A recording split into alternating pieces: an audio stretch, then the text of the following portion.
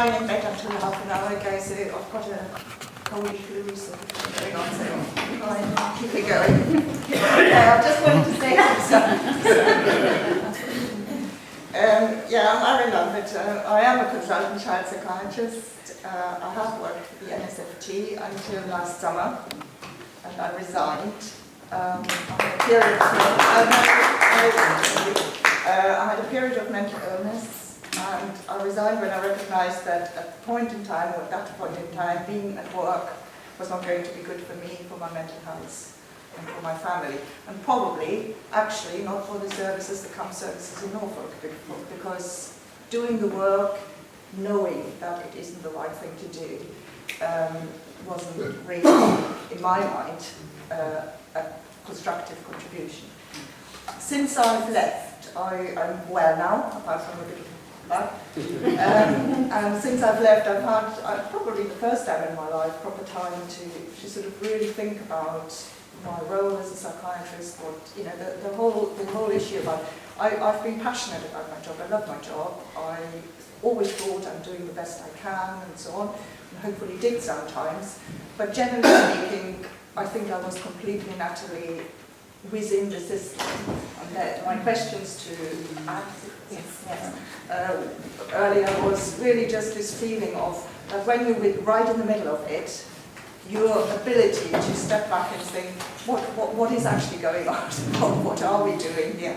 Is actually quite limited, because you try to keep it going, you try to do the best, as we mentioned before. So this is why I thought I'm talking a little bit today. I'll try and keep it very brief.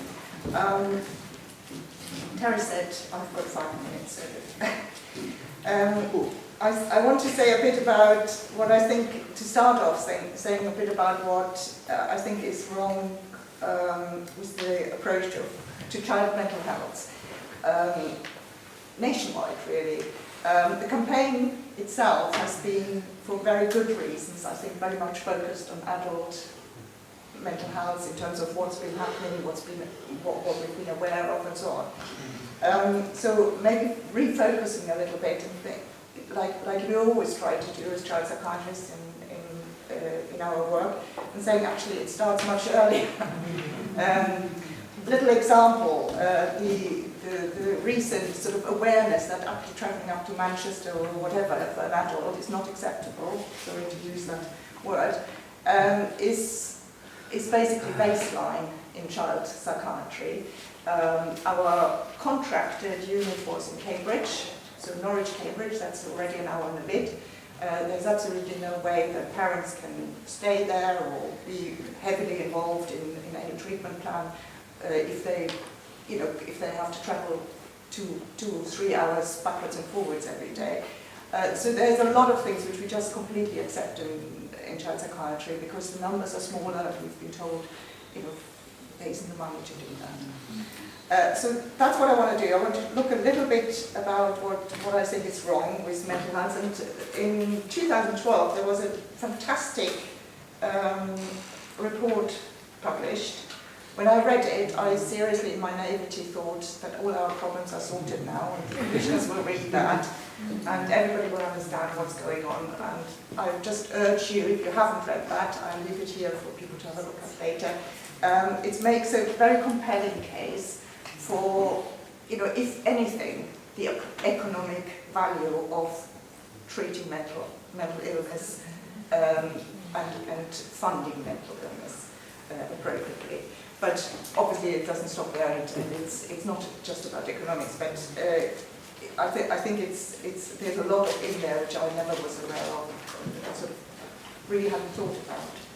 So what's wrong with mental health of children and young people, with the approach to mental health of children and young people? I've done 4 points. I think it's undervalued, it's underfunded, it's unacceptable in practice and in its low expectations, and it's uneconomic. So those are the 4 points. Just very briefly, undervalued. If psychiatry is the Cinderella service of the NHS, CAMS is the Cinderella service of psychiatry. We don't really get even credit from our adult colleagues for having an important job to do. They don't understand what we're doing. They think I don't know what they think, but and I would use that, where there's a sort of institutionalized discrimination that goes right through all agencies, and which at the very bottom, I think, are camp services or children abuse services. Why that is, I think, is mainly because if people with mental health problems have difficulties speaking up for themselves, imagine you're an 8-year-old with mental health problems, you're a 40-year-old with mental health problems, or you're a family where several children have mental health problems. So it's very, very difficult, isn't it? And it's very difficult to say, actually, this is what I should be having. Actually, I know that there is treatment. Actually, I'm standing up for myself. So, in a way, if you don't shout, you're not going to get it. The underfunded, camps is very, very underfunded, even compared to a very small percentage. I think it's less than 10% of the whole mental health budget goes into children and young people. And that's just not sensible, because so much could be done early on.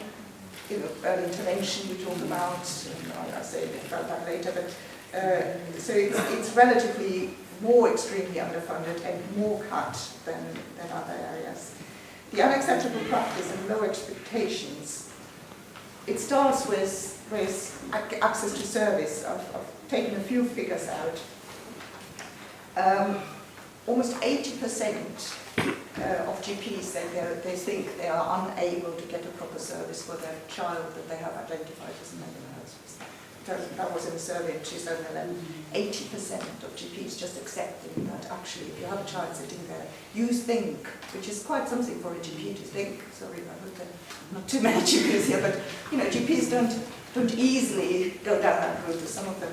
But if you think you want a service and then you think in 80% of the cases it's going to be very difficult, or you're not going to get it, or it's far too long waiting time, so that's really, really pressing. Then much more sort of extreme examples of children being kept in police cells. I was involved in a case in Birmingham, a young Asian man, well, I would say young Asian boy, because he was 14 or 15. He looked like a man, and he had behaved like maybe perceived to be a dangerous man. But he was kept in a police cell for about 4 days before something else found him. And it's just, you know, we were doing what we could, but we shouldn't be in that situation. There isn't no excuse for somebody in an acute mental health crisis at this age being kept in a police cell for 4 days. But that's not recent. That's, you know, several years ago, and that's just my point. That it's bigger than just local. Children and young people being regularly admitted to adult wards or to pediatric wards, where the staff, there's nothing wrong with being admitted to a pediatric ward if you find what you need, but you know, if you don't, then it is wrong. It shouldn't be. Nice guidelines for children are often not implemented.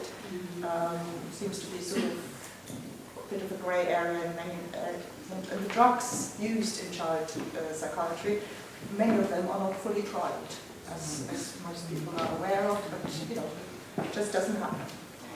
The last point, uneconomic. Mental illness generally is not all that common. It's very easy to treat, and the cost involved in treatment is very low. And I say that again, it's not that common. Cost, you know, very, very, very easy to treat. There's evidenced therapy, and the cost is very low. So how can we not have money to do this? Because it affects a lot of people. Any child or young person who has a mental health difficulty will impact on their family.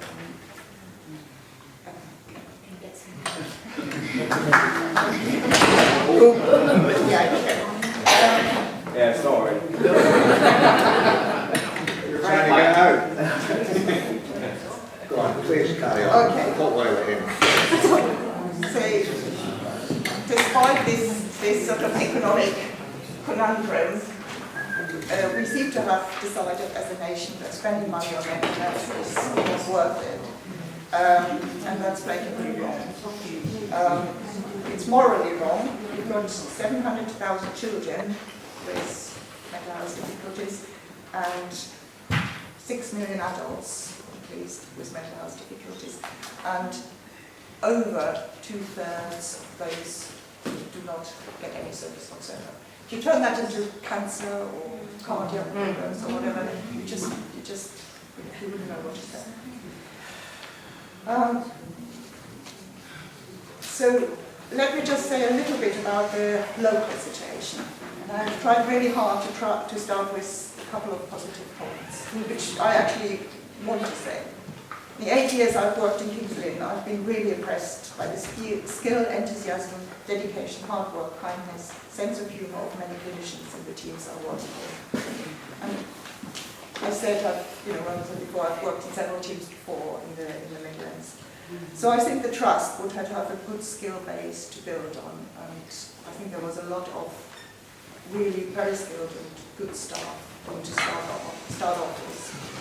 Another positive is I think that NSFT has made the attempt to close the gap, which means they've tried to end the situation that many young people face when on their 80th birthday when they were discharged from homes and often did not find their way into adult service because of the criteria and the different working ways.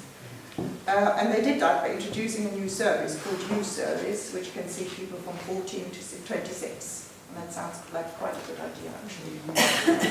This aspect of the service, I think, is good. Unfortunately, there are quite a few factors which are making things potentially worse for children and young people in Norfolk when it comes to mental health. And so I'm just going to list a few in no particular order, but it's not comprehensive. The CALM staff in Norfolk has experienced redundancies, downgrading on a large scale. The CIP, the cost improvement program for this trust, has been the highest in the country. So it's been cut enormously. If you have to reapply for your own job 2 or 3 times in 18 months and end up with less money doing more work, you might experience an impact on your health, enthusiasm, on your skills, on your ability to carry other people's concerns. The youth service, as an idea, was conceived without any input from CAMS clinicians, purely by adult clinicians. And it was launched with the buzzword that it would provide early intervention to young people before mental health problems would be entrenched. And that's still the slogan they go with, Getting in there early, they say, when a 16-year-old with a full-blown mental health crisis comes along. Now that's not early for a child psychiatrist, because we know what happened to that 16-year-old along the way to potentially contribute to the presentation at that age. So many of my colleagues find that absolutely intolerable, that this word of early intervention is used as if that is what we're doing, as if we're getting in early, when all the evidence shows that actually what you should be doing is really getting in early, working with families, working with the children at an age where change can often vary through relatively easy treatments be achieved. The funding for this youth service had to come from somewhere. It came from adult and from CAMS, what used to be CAMS. And that leaves a service, it's not called CAMS anymore, but that doesn't actually change the situation very much, I'm afraid. It leaves a service for under 14-year-olds and young people who are not eligible for this new service, still need some kind of service. And that service is severely stretched and dangerously underfunded, I would say. So in other words, there's a whole group of young people who don't go into this new child service and have real difficulty in accessing services, getting the appropriate help. It came at a cost. And the last point I want to say is that the skill base for working with children and young people, I would say, is now much, much lower than it has been. A lot of experienced people have left. They just can't bear it. A lot of the people who have been employed have no experience with young people whatsoever. They learn, they're enthusiastic, I'm sure they're very intelligent and good workers and will want to be part of it, but they do not have experience with working with young people. And the idea that, training and experience doesn't count for much, but you can do that on the hoof, I think. It's just not, I don't think it's not in the interest of young people. So to put it all together, I think Camps in Norfolk is definitely undervalued and underfunded, and in my mind that is unacceptable. Thank you.